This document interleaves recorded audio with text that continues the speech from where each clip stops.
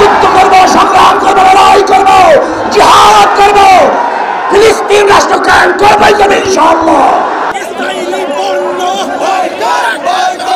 America সেই জালেমদের পক্ষে, খুনিদের পক্ষে, ধর্ষকদের পক্ষে, যারা নির্যাতন করছে তাদের পক্ষে। আমরা এখানে কেন একত্রিত হয়েছি? ফিলিস্তিনকে স্বাধীন রাষ্ট্র হিসেবে দেখতে চাই। ইসরায়েল ভুইফোর, ইসরায়েল সেখানে জোরপূর্বক এক রাষ্ট্র কায়েম করার জন্য চেষ্টা চালাচ্ছে।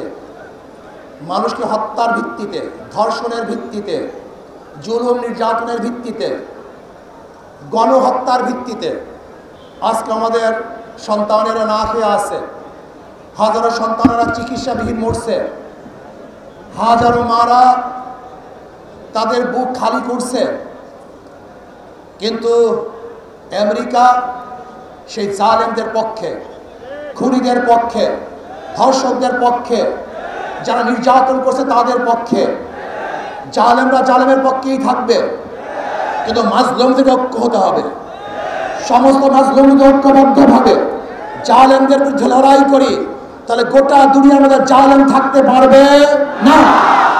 রাস্তায় আমাদেরকে মনে রাখতে হবে যে মুসলমান এমন এক জাতি, আলাম তারা আন্নাল্লাহ যাল্লালা বাহরাহু ওয়া আনজালা বিল কুফারি বিহাদিস জালাইলি দস্ত দস্তে দরিয়া বিনে হিসরে हमने दस्त दस्त दरिया बिने हिसोरे हमने बाहरे जुल्मत पे तोड़ा देया झोरे हमने।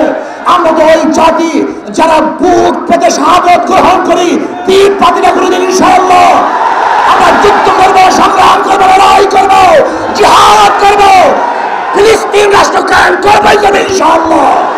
প্রিয় ভাইরা আমার, আসুন সম্মিলিতভাবে আজকে ফিলিস্তিনের পক্ষে, ইসরায়েলের বিপক্ষে অবস্থান গ্রহণ করি, ইসরায়েলের সমস্ত পণ্যকে বর্জন করি, এবং যারা ইসরায়েলের পক্ষে থাকবে গোটা দুনিয়াকে তাদের থেকে উৎখাত করার চেষ্টা করব।